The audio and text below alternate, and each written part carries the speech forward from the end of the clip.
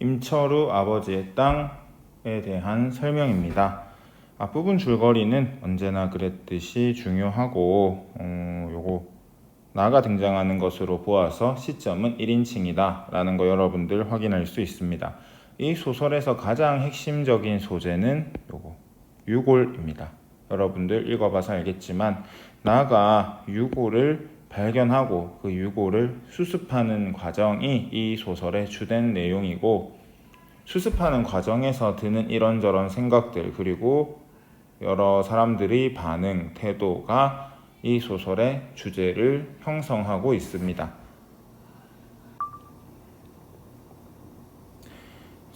이 부분을 한번 보겠습니다. 지금 이 부분은 누가 하는 말인가요? 소대장이 하는 말임을 이렇게 화살표로 표시하고 있습니다. 소대장은 유골에 대해서 빨갱이 빨치산이라고 이야기하고 있습니다. 빨갱이 빨치산은 북한군 적에 대해서 하는 말입니다. 쉽게 얘기해서 편을 가르는 말입니다. 긍정적인 뜻으로 하는 말은 아닐 것이라고 충분히 생각을 할 수 있습니다. 그리고 어떤 태도로 이야기하고 있어요? 이렇게 쿡쿡 찌르면서 이 유골을 존중하지는 않는다라는 것을 행동으로도 보여주고 있습니다. 해서 요 말 이런 행동이 유골에 대한 소대장의 태도를 형성하고 있다, 보여주고 있다라는 거 여러분들 확인하시면 됩니다. 그리고 이 부분, 누가 누구에게 하는 말인가? 노인이 소대장에 대해서 하는 말입니다. 노인은 지금 소대장에게 어떤 이야기를 하고 있습니까? 아무리 이렇게 죽어 누운 다음에까지 이쪽이니 저쪽이니 하고 그런 걸 굳이 따져서 무얼 하자는 말이오 라고 이야기하고 있습니다. 이쪽이니 저쪽이니 하고 그런 걸 굳이 따지고 있는 거 누구예요? 소대장입니다. 아까 빨치산, 빨갱이 이런 말들 했고요. 그거에 대해서 지금 어떻게 평가하고 있습니까? 죄다 어떤 짓이다? 부질없다. 이거 전부 다 어떤 짓이다? 부질없다. 어떤 짓이다? 부질없는 짓이다 라고 이야기하고 있습니다. 해서 지금 이 어조를 보세요. 낮고 강해요. 이러한 소대장에 대한 태도가 어조를 통해서도 드러나고 있습니다. 그 다음에 노인의 행동입니다. 노인의 뭐에 대한? 유골에 대한 행동과 말이에요. 지금 노인은 귀한 물건, 정성스레 이렇게 지금 유골을 다루고 있습니다. 행동을 묘사하고 있고, 누구의 말이죠? 노인의 말입니다. 노인은 지금 유골에 대해서 안타까워하고 있음을 자신의 말을 통해서 보여주고 있습니다. 불편한 꼴로 유골이 묶여 있는데 이 불편한 꼴은 어떤 꼴입니까? 줄에 묶여 있는 거, 매듭에 묶여 있는 거. 그 줄은 뭐예요? 철사줄이죠. 이 철사줄의 속성은 뭡니까? 끈질기고 냉혹해요. 이 철사줄의 속성은 끈질기고 냉혹합니다. 왜 끈질기고 냉혹한가? 일단 지금 이 철사줄은 누구를? 유골을 굉장히 불편하게 만들고 있어요. 괴롭히고 있어요. 그러니까 뭐예요? 냉혹한 거예요. 철사줄이 누구를? 유골을 괴롭히고 있어요. 그게 냉혹한 거고요. 근데 이 철사줄이 언제부터 유골을 괴롭힌 겁니까? 유골이 살아있을 때부터, 이 사람이 살아있을 때, 포로였을 때부터 어떻게 손과 발을 묶어서 철사줄로 아프게 묶어서 뭐하지 못하게 한 거예요? 움직이지 못하게 했어요. 움직이지 못하는 상태에서 이 사람은 어떻게 된 거예요? 총 맞아 죽은 거예요. 쉽게 얘기해서 이 사람은 살아서 철사줄로 인해서 불편해졌어요. 고통을 받았어요. 움직이지 못했어요. 그리고 어떻게 됐어요? 결국에 죽었어요. 죽은 다음에도 지금 계속 어떤 상태예요? 손과 발이 묶여서 불편한 상태예요. 이 사람이 죽어서까지도 지금 끈질기게 괴롭힘을 받고 있기 때문에 끈질김도 철사줄의 속성이 됩니다. 자, 근데 이 사람이 왜 총에 맞았고 왜 줄에 묶였고 왜 포로가 되었는가? 이 사람은 전쟁에 참여했기 때문입니다. 그럼 이 사람이 철사줄에 묶인 가장 근본적인 이유는 무엇 때문이다? 전쟁 때문이다. 해서 결국에 이 철사줄이 의미하는 것은, 이 철사줄이라고 하는 상징적인 소재가 의미하는 것은 전쟁으로 인한 고통과 아픔, 괴로움이 어떻다는 거예요? 끈질기고 냉혹하다는 거죠. 철사줄이 상징하는 전쟁의 아픔이나 고통이 냉혹하고요. 그것이 끈질기게 계속 이어져 오고 있다는 거죠. 그걸 생각하니까 나는 어떤 감정을 느껴요? 무서움증을 느끼고 있습니다.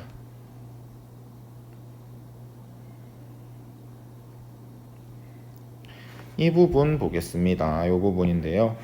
노인은 손과 팔에 묶인 결박까지 마저 풀어낸 다음 허리를 펴고 줄묶음을 저만치 걸어 나갔고요. 그리고 내던졌어요. 자, 줄을 풀고 내던졌어요. 지금 시신은 유골은 어떻게 됐어요? 이제 불편한 자세에서 벗어났어요. 좀 편안해졌어요. 즉 고통에서 어떻게 된 거예요? 해방된 거예요. 자, 우리가 고통을 해방시키는 거, 고통에서 자유롭게 하는 거 뭐라고 합니까? 치유 또는 회복이라고 합니다. 그럼 노인의 이러한 행동은 치유를 염원하고 치유를 바라고 치유를 하고자 하는 행동이지 않을까라는 생각을 할 수 있습니다. 노인이 지금 줄묶음을 내던지는 행위는 무엇을 위한 것이다? 회복, 치유를 위한 것이죠. 어떤 것이요? 전쟁의 아픔이요. 전쟁으로 인한 고통과 괴로움이요. 치유되기를 바라는 마음으로, 치유하고자 하는 마음으로 이렇게 하는 것이죠. 여기에서 나는 어떤 행동을 떠올립니까? 어머니가 하얀 물사발을 이렇게 물 떠놓고 거기다가 비는 거, 기원하는 거. 어머니가 이렇게 기원하는 장면과 노인이 줄묶음을 내던지는 게 나에게서 같은 의미로 인식이 되고 있다는 거 확인할 수가 있습니다. 이게 뭐 어떤 식으로 연관이 되어 있는지는 정확히 알 수는 없는데 일단 누가 서술자인 나가 어머니의 행동을 이걸 보는 순간 떠올리고 있다는 것이 이 둘 사이에 의미가 관련이 있다라는 것을 드러내고 있습니다. 나는 담배를 피워 물었다. 이 부분 별로 이제 얘기할 게 없어가지고 빨리 할 건데 이 부분은 무엇을 묘사하고 있는 부분입니까? 배경을 묘사하고 있는 부분입니다. 어디요? 배경이요. 자, 배경을 어떻게 묘사하고 있습니까? 잿빛 풍경이라고 묘사하고 있습니다. 잿빛이 뭐예요? 회색빛이다. 맞죠? 당연한 건데 이거 잿빛인 거 어떻게 알아요? 맞아요. 보니까 알아요. 그러면은 이 사람은 풍경을 시각적으로 묘사하고 있습니다. 풍경을 감각적으로 묘사하고 있습니다. 감각적인 배경 묘사, 시각적인 배경 묘사를 통해서 지금 하고 있는 건 뭐예요? 겨울에 야산을 보여주고 있는데 분위기가 어떤 것 같아요? 어두워요. 다운돼 있는 분위기라는 거. 배경 묘사, 어떤 배경 묘사? 시각적이고 감각적인 배경 묘사를 통해서 알 수 있는 부분입니다. 자, 이 부분인데요. 이 부분은 뭐 과거 해상이라고 보는 게 저는 맞을 것 같아요. 근데 뭐 다른 영상 강의를 봤을 때 이게 뭐 그냥 상상이다라고 하는 사람들도 있고 해서 이 부분은 솔직히 과거인지 현재인지 보기가 나도 잘 모르겠어요. 근데 모르는 건 시험에 안 나오겠죠. 근데 이 부분은 확실히 중량 밑에는 과거예요. 그러니까 어쨌든 이 소설이 역순행적 구성인 것은 맞아요. 그거는 여러분들이 확인을 하셔야 되고요. 그럼 이 부분에서 뭘 봐야 하느냐? 일단 어머니가 오는 걸 보고 있어요. 그걸 회상하고 있다고 뭐 자습서들에는 적혀 있었거든요. 내가 본 거에서는. 그래서 회상하는데 그때 같이 뭐가 보인 거예요? 보일 리가 없는 아버지가 보이는 거예요. 그럼 여기에서 우리가 확인할 수 있는 정보들은 아버지를 어떻게 가리키고 있습니까? 그 사내로 가리키고 있습니다. 지칭하고 있습니다. 우리 저번에도 얘기했는데 그 사내라고 지칭하는 까닭은 아버지와 뭘 두기 위해서예요? 거리를 두기 위해서예요. 왜 거리를 둡니까? 안 좋아하고 싫어하고 상처가 있고 그러니까는 아버지를 그 사내라고 지칭하고 있습니다. 그럼 아버지는 어떤 사람이에요? 나를 어머니 뱃속에 남겨놓은 채 어느 날 떠나버렸어요. 아버지는 나를 어머니 뱃속에 남겨두고 떠나버렸어요. 엄마 뱃속에서 아버지가 떠나버려서 아버지를 보지 못하는 사람을 유복자라고 합니다. 하여튼 뭐 그런 건 넘어가고요. 여기 보면은 아버지는 또 어떤 사람이에요? 이런 사람이에요. 아버지에 대한 정보와 아버지에 대한 나의 태도가 나오니까 그거 정도는 확인을 합시다. 자, 다시 이제 일단 어쨌든 현실로 돌아와서 지금 이 부분은 노인과 군인들이, 나를 포함한 군인들이 유골의 제사를 지내주고 있는 부분이에요. 장례를 치러주고 있는 부분인데 이 군인놈들은 어떤 태도입니까? 엄숙한 장례식에서 별로 엄숙하지도 않아요. 낄낄거리고 별 생각이 없어요. 농담이나 하고 있고. 그에 비해 나는 어떤 태도를 보이고 있어요? 두 손으로 받쳐들고 있어요. 두 손으로 받쳐든다는 거는 뭘 차리고 있는 거예요? 예의를 차리고 있는 거죠. 왜요? 저것 봐라이. 날짐승도 때가 되면 돌아올 줄 아는 법이다. 어머니가 말했다. 누구 말이에요? 엄마 말이에요. 엄마 말. 엄마가 얘기했다는 거는 엄마가 이 얘기를 하면서 결국에 무슨 얘기를 하고 싶은 거예요? 아버지가 돌아올 것이다. 그러면은 나는 지금 이 시신의 유골의 유해의 장례를 치러주고 있으면서 엄마의 말을 생각하면서 누구를 생각하고 있는 거예요? 아버지를 생각하는 거죠. 돌아올 것이라고 엄마가 얘기하는 아버지를 생각하는 건데, 그러니까는 내가 이거 농담할 수 있어요? 없어요? 없어요. 그러니까 나는 두 손으로 술잔을 받아요. 정확히 얘기하면 도시락 뚜껑이에요. 술이 가득 찬. 그러면서 또 생각하는 거예요. 사내를 생각해요. 이 사내는 누구예요? 유골의 주인이에요. 유골이 살아있을 때. 유골의 마지막을 지금 뭐하고 있습니까? 상상하고 있습니다. 유골이 포로가 돼가지고 철사줄에 묶이고 총 맞아서 쓰러지기까지의 과정을 상상하고 있는데 갑자기 어떻게 돼요? 시야가 부옇게 흐려왔어요. 시야가 부옇게 흐려왔다 뭐예요? 울고 있다는 거예요. 눈물이 난다는 거예요. 왜 눈물이 날까요? 이 사내가 불쌍해서요. 그것도 있겠지만 중요한 건 누가 생각나서다? 아버지가 생각나서입니다. 뭐라고요? 아버지가 생각이 나서요.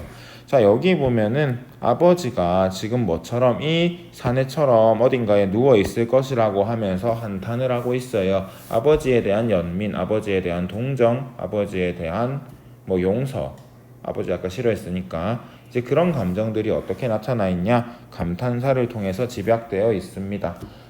우리 향가 배운다고 했다. 여러분 맞죠? 향가도 보면은 3장 형식이잖아요. 막 낙구가 감탄사로 시작하죠. 거기에 뭐가 집약돼 있어요? 그렇죠. 감정이 집약돼 있죠.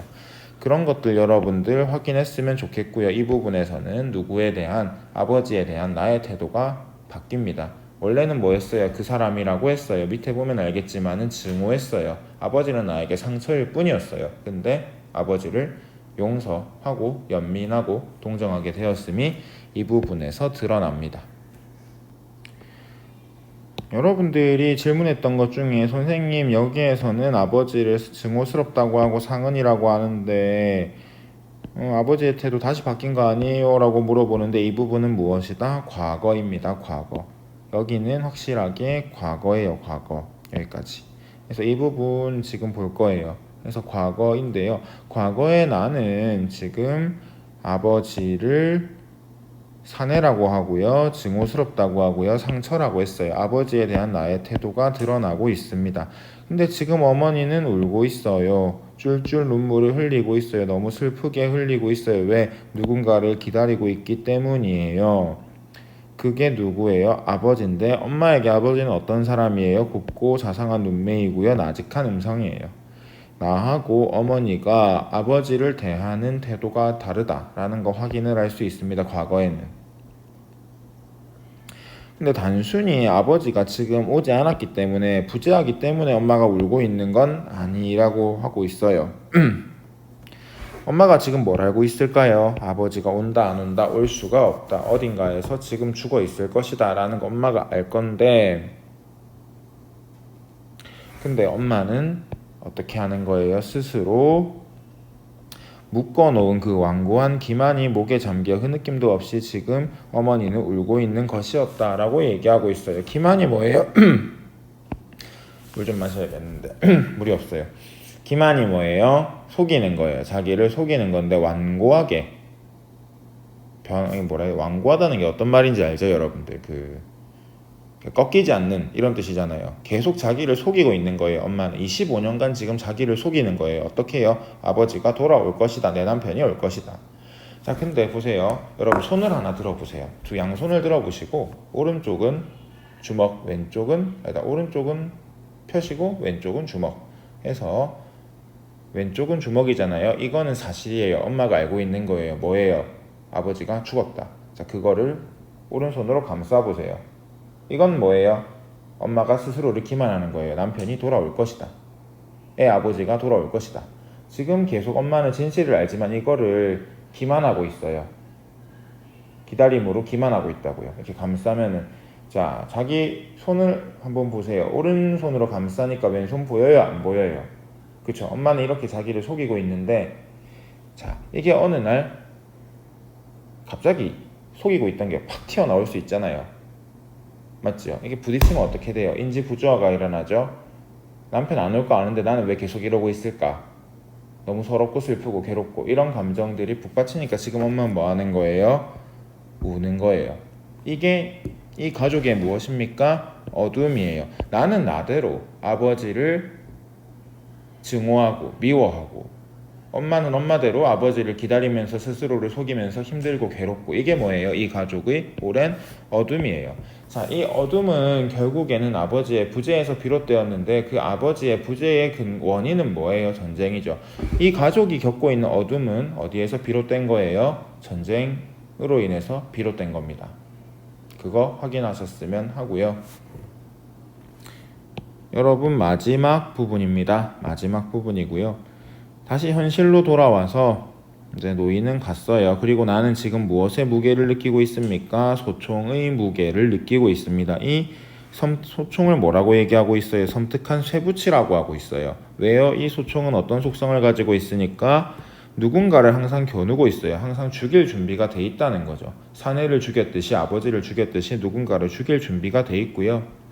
그게 어떻다는 거예요? 냉혹하다라는 거죠. 뭐와 마찬가지로, 철사줄과 마찬가지로 해서 지금 이게 총이란다. 소총도 그 섬뜩한 쇠붙이도 결국에는 무엇을 드러내는 거예요? 전쟁으로 인한 아픔, 고통, 괴로움 등등을, 폭력성 등등을 드러내는 것이라고 볼 수 있습니다. 어쨌든 전쟁과 관련된 부정적인 멘트는 소총과 철사에 몰아주면 될 것 같아요. 이런 상징적인 소재들에. 그래서 지금 내가 이 소총을 보면서 어둠을 느끼는 것은, 어둠의 깊이를 생각하는 것은 이미 내가 무엇을 겪었기 때문이에요? 전쟁으로 인한 어둠을 겪었기 때문이죠. 아까 보면은 인마들은 총 메고 있어요. 마찬가지. 근데 어둠의 깊이 생각 안 해요. 인마들은 뭐 하고 있을 뿐이에요? 낄낄대고 있고, 아까 소대장 뭐 했어요?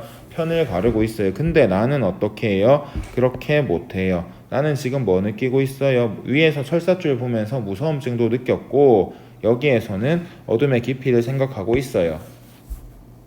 뭐기 때문에 나 역시도 전쟁으로 인한 어둠을 겪고 있기 때문에. 까우욱 까우욱, 이거 뭡니까? 까마귀 우는 소리인데 이거 어떻게 알아요? 우리 들어서 압니다. 어떻게 한다고요? 들어서 알아요. 어떻게 해요? 들어서. 자, 이거는 그러면은 장면을 어떻게 감각적으로 묘사하고 있는 부분입니다. 감각 중에서도 어떤 거? 청각이요. 아까 시각 나왔어요. 맞죠? 이거는 청각입니다. 청각적으로 장면, 배경을 묘사하고 있는데, 지금 이 분위기가 어때요? 음산하고 불길해요. 역병, 까마귀 전부 다 죽음이랑 관련되어 있습니다. 까마귀 죽음이랑도 관련되어 있고요. 음산함, 불길함 해서 지금 이 청각적으로 장면을 묘사하면서 죽음의 이미지를 부각시키고 있습니다. 불길한 이미지를 부각시키고 있습니다. 이 소설의 제일 중요한 소재는 유골의 죽음이니까요. 자, 그리고 그 죽음의 분위기 속에서 나는 지금 누구를 생각하는 거예요? 이렇게 죽어 누워있을 아버지를 생각하면서 소설이 마무리됩니다. 끝까지 열심히 공부합시다.